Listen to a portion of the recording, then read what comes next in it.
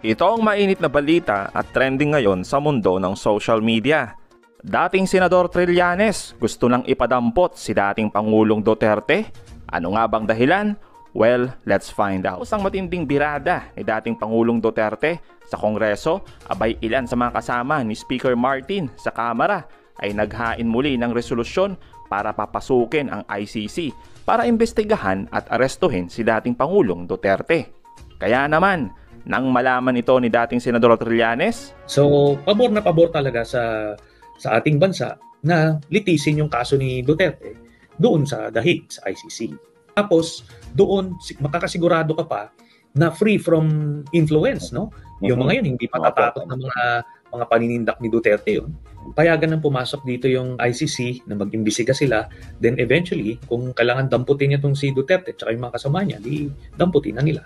Ganun lang po kasimple yan. Idiniin naman ng batikang broadcaster kung sino ang utak sa kaguluhang ito. Yung matitinding sinabi ni Digong Duterte laban sa Kongreso, yan ang posibleng dahilan kung bakit siya ngayon ay binabalikan. Yan po yung talaga kong style ng Congress kasi sila po ay national, sila po ay institusyon, sila po ay may mandate, elected niya ng taong bayan. Kaya hanggang ngayon, kanilang pinaninindigan, Duterte, sinira mo kami, Duterte, inakusahan mo kami, Duterte, grabe yung mga banat mo, below the belt, wala kang respeto sa institusyon. Ganon. So ito, ang para sa'yo. Hindi mo kami kakampi. Hindi naman sumang-ayon dito si Attorney Harry Roque sa mga hakbang ng Kongreso na harap-harapang gustong papagsakin ang mga Duterte. Sabi na ni Presidente, tapos na ang engagement namin sa ICC, hindi tayo makipagtulungan dahil ito ay hindi na tayo miyembro, wala na jurisdiction ng ICC. Pagkatapos na magsalita ni PBBM na hindi dapat i-impeach ang VP Sara, ito na ang resolusyon na hinain para naman humihingi na kinakailangan makipagtulungan sa ICC sa investigasyon laban sa mga Duterte. Abay sa susunod na linggo, aaproban na raw yan sa plenaryo. Ewan ko nga bakit biglang minadali? Ito ngayon na maging basihan para magpatuloy itong sinasabi ngayon ni Justice Secretary Remulla na pag-aaralan ngayon ang issue ng pagtulungan sa ICC. Bagamat, ilang beses na rin niya inulit ang sinabi ng Presidente hindi na makikipagtulungan sa investigasyon ng ICC. Anong ibig sabihin nito? Kung hindi itutuloy ang impeachment para matanggal ang VP Sara, abay susuportahan naman nila ang investigasyon laban sa mga Duterte na posible maging dahilan din para magkaroon ng warrant of arrest laban kay VP Sara. Samantalang, sa parehong issue, malinaw ang PBBM, walang pagtutulungan dahil walang jurisdiction ang ICC. Pangalawa, huwag i-impeach at walang dahilan para i-impeach ang VP Sara. Sinampal naman ng katotohanan ni Attorney Trixie ang pamumulitika ng ilang politiko at sinasamantala ang mga issue na binabato sa pamilya Duterte. What are they doing? Bakit ginugulo nila ang Pilipinas? Uulitin ko ha, problema ng bayan, mataas ang presyo ng pagkain, tubig, kuryente, internet magulo. Magulo ang peace and order natin. Ang dami pang kailangan ayusin sa edukasyon. Ito, impeachment, ito, resolution on the ICC. Mga sir, taas po ng presyo ng kuryente, di ba kayo naawa sa taong bayan? Di pa kayo nahahabag ng taas ng presyo ng pagkain, napaka-basic? Sa iba pang balita, Congressman Busita nangakong mananagot at kakasuhan ang mga opisyal sa mga gobyerno na sangkot sa talamak na kontsabahan sa mga project bidding. Hindi po ako naniniwala na dapat ilagay yung 20 years, 15 years. Parang without requirement, parang ina-identify na natin yung gusto nating maging winning bidder Mr. Chair. Correct. And modestly aside, for the information of everybody, by profession, civil engineer po ako. So, Mr. Chair, ang dapat po lamang ilagay talaga dyan, yung general specifications like number of liters, capacity ng tank, number of tires, horsepower, kung 4x4 to, and etc. Para patas. Otherwise, kung ilalagay po natin yung number of years ng company, parang sinasabi natin na walang development. Kumbaga, parang sinasabi natin dahil 15 years na siya or 20 years na siya, siya na yung the best. Hindi naman ganon. So, dapat Mr. Chair, mai-correct ito bago magkaroon ng bidding. Otherwise, nakikita ko, pag hindi po ninyo ito i-correct, sooner or later, may makakasuhan sa inyo at may madidismiss sa inyo. Millions po ang pinag-uusapan natin. And I'd like to inform our brothers from BFP na may mga general na, may mga opisyal na, May mga kawaawang non-uniform personnel na dismiss, nakulong, nakasuhan.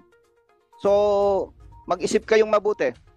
Kasi pag hindi natin ito inayos, definitely, magkakakaso kayo, madidismiss kayo, makukulong kayo. Huwag ninyo i-sacrifice yung serbisyo nyo. Doon, mag-focus tayo doon sa tama na after the bidding, kaya ninyong tumingin ng eye to eye dito sa mga resource persons natin. I-gamble mo ba yung 30 years mo sa service? Kasi nabanggit ko ito, Mr. Chair. Hindi kasi ako kahapon lang pinanganak eh. More than 30 years na ako sa service eh. And there are times, hindi lahat, na there are officials sa agency na talagang ang direksyon, mababasa mo na yung gustong manalo eh. Oh. So hindi na dito. Hindi ko kayo dinidiktahan. Ang gusto ko lang po sabihin sa inyo, PFA family, gawin yung tama. Dahil pag inimbestiga namin kayo at naipilit nyo yung gusto ninyo, palagay ko may makukulong sa inyo, may madidismiss sa inyo. Oh, gusto nyo sumunod doon sa mga nakulong na, nagkakaso na? Oh, alam ko, wag na tayong magbulahan. Pag may bidding, baka men. Magkano makukuha mo? Hindi, peeling bagets, Mr. Chair. Oh, kasi pag seryoso ko, baka sabihin ng mga ito, palaaway ako. Alam nyo kung bakit pakialamero ako. Sometimes kasi nakakalimot. Pag inoffer, sir, boss, amo, tigpa 5 million tayo dyan, o tigto 2 million. Hindi mo naisip, yung lump sum benefits mo, yung retirement benefits mo, and other, kung ano pa yan, igagambol mo eh. So, I am not saying na mas magaling ako sa inyo, but I'm warning you, gentlemen from BFP. Pag hindi ninyo inayos to, one thing for sure, may magkakakaso sa inyo, makukulong, madidismiss. Let's be fair. Simulan na natin. No? Ako, aminably, gusto ko rin ng pera. Pare-pareho tayo. Plastic dito yung magsasabing ayaw ng pera. Pero yung pera na maayos at magandang pamamaraan, hindi sa ganito. So, wag ninyo ipilit yung requirements na parang tinatarget na yung dapat mananalo. Oh. Eh kasi, since na mag-start tayo dito, Mr. Chair, nakikita ko yung sitwasyon eh. No?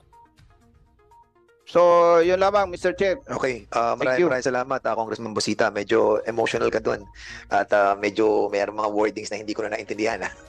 Pero at any rate, that's the very reason. Ito naman talaga ang ating layunin na maiayos yung mga problema ng ating pong mga ahensya ng gobyerno. Might it be so hard to accept that there are some lapses considering the amount that are being used for the procurement of these equipments, hindi po tayo pwedeng mag-isang tabi na lang dahil pera po natin lahat yan, pera ng ating mga kababayan. And it is rightly belong to this Congress to have the oversight power to check that every single cent being used by every department of this country, of this government. Kaya, bear with us. Kasi nga, ay, kung may mga kalokohan kayo dito, uhubaran namin kayo dahil hindi po papayag ang kongresong ito na ninanakaw ang pera ng ating mga kababayan. Anyway, any more sa Wilma? Sige.